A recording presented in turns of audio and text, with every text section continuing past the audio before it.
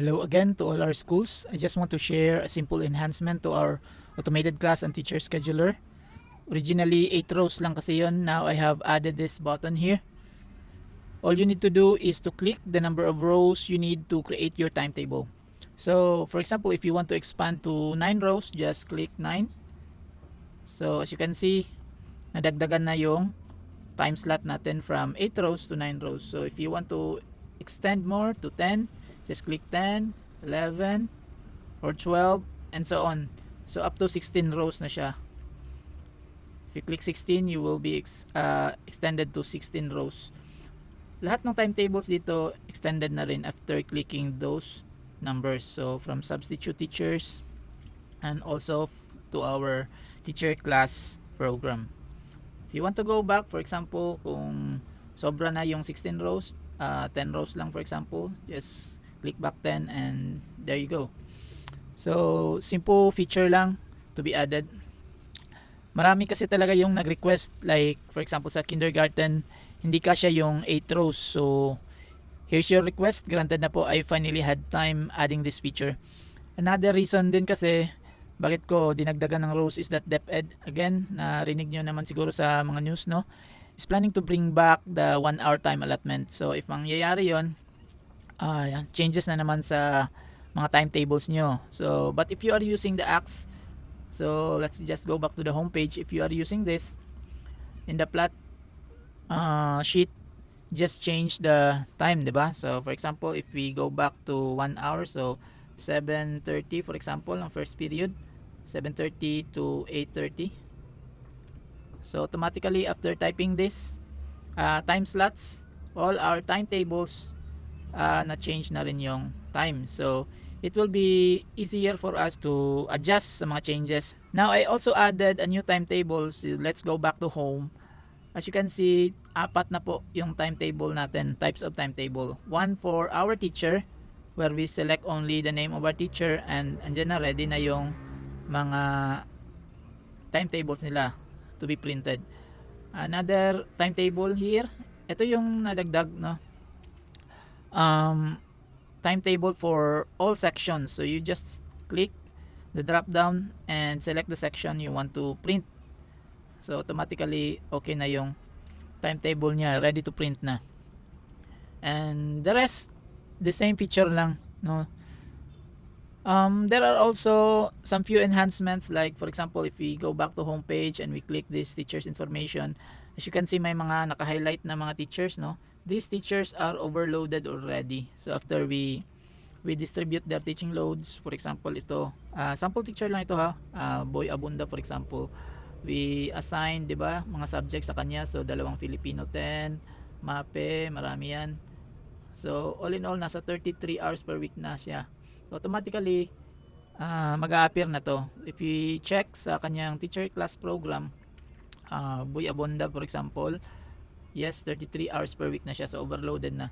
So these are just simple features na magagamit natin as we distribute our teaching loads to our teachers. The rest of the features in this tool are the same.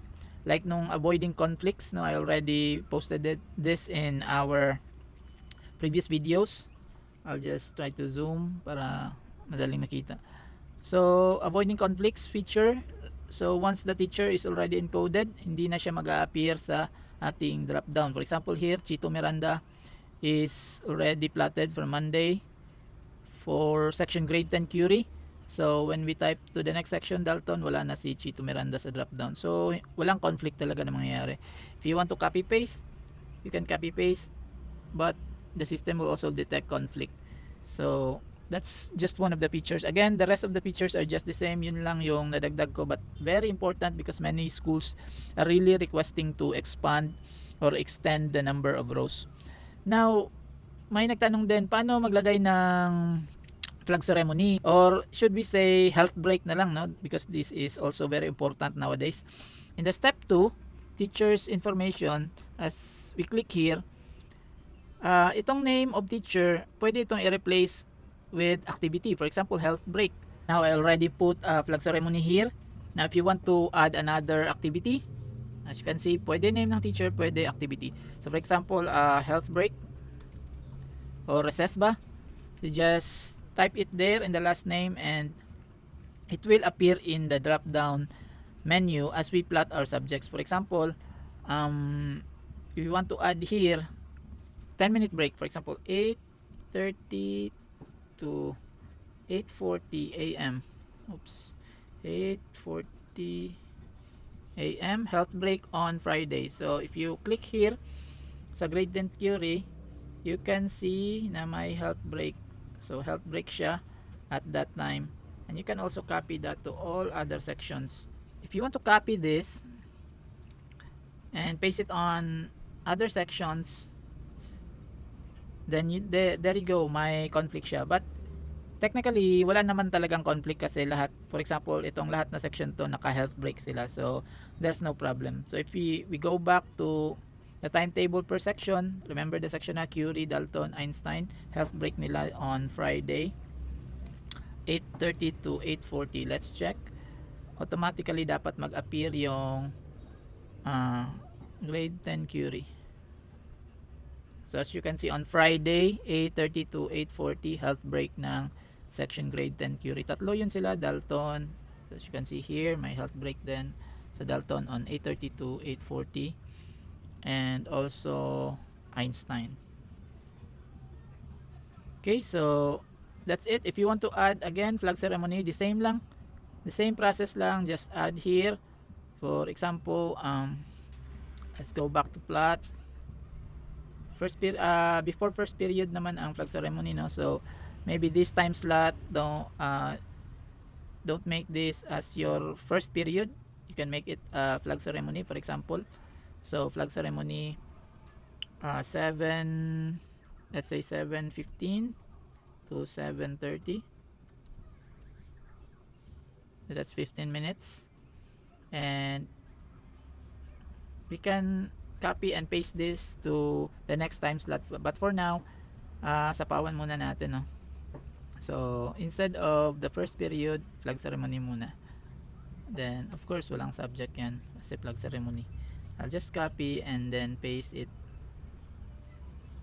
So lahat flag ceremony on 7:15 to 7:30. You can also copy paste it to the other section. So as we check the timetable per section, grade 10 Curie expected na 7:15 to 7:30 flag ceremony na siya.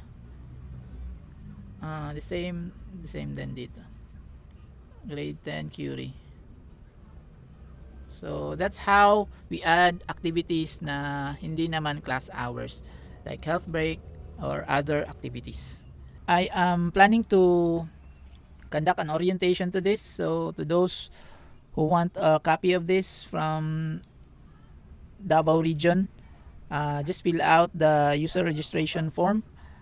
There are many individuals spamming the user registration link just to get a copy of this. There are many from other countries, from other schools outside DepEd Region 11. Again, this is still in beta. I need to test this to first to my region, Davao region. After testing this, then I will be sharing this to everybody. I know may nabigyan ako from other regions, but for now priority lang muna natin yung Davao regions. So thank you so much for watching, and I hope you like the new feature, and God bless everyone. Bye bye.